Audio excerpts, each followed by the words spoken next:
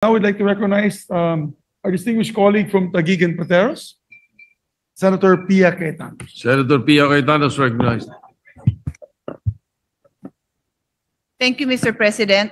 I would like to start with thanking our chairperson, Senator Sherwin Gatchalian, for all his hard work and effort. And I think all the patience he has shown with all 24 senators fighting for the different agencies that they believe deserve more funding. I know it isn't an easy job, and we commend our chairman for the good work that he has done.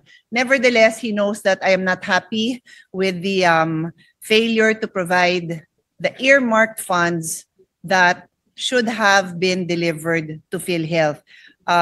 From the onset, the chairperson had committed and has remained steadfast in ensuring that the 60 billion that is often mentioned is returned to PhilHealth, and that has been secured.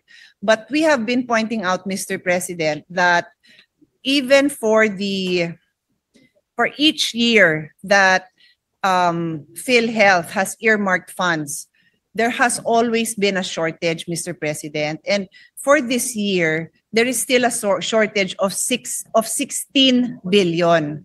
16.52 billion is the shortage from the earmark collection. Let me be clear.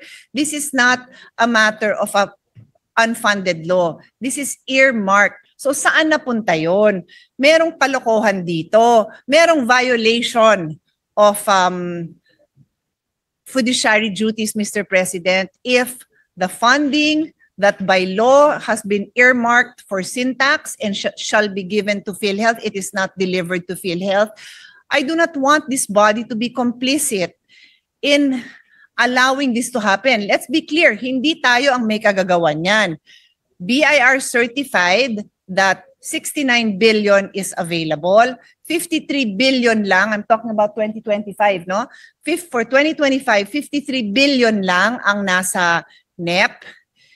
And so when we fail to give the entire amount of 69 billion earmarked, then we are allowing the 16 billion to be parked somewhere else, to be used somewhere else, to be drowned and forgotten somewhere else. That is not allowed, Mr. President. At least maipaliwanag sa atin kung saan nilagay yun. Kasi kahit saan pa man nilagay, bawal. Because there is a law that dictates that it goes to PhilHealth. And this goes on every single year. And that is why I must support this measure with reservation. I hope all of our colleagues do so, because otherwise we are complicit in allowing the very law that we passed not just to be set aside, but to be violated. This is a violation of law, Mr. President. And I go on. PCSO and PAGCOR. Since 2019 to 2025, PhilHealth share is 106.95 billion. Zero ang narimit. Imposible, Mr. President, because PAGCOR and PCSO certify that they have remitted the amounts to Treasury. It totals 106.95 billion. In 2023, 21.17 billion appeared in the GAA. This was never released. The same amount was also present in the GAA for 2024. This was also not released. Upon inquiry, the explanation of DBM, the explanation of DBM is the law that earmarks this PAGCOR and PCSO amounts states that this is subject to the usual budgeting, accounting, auditing principles, etc. More or less, that's the phrase.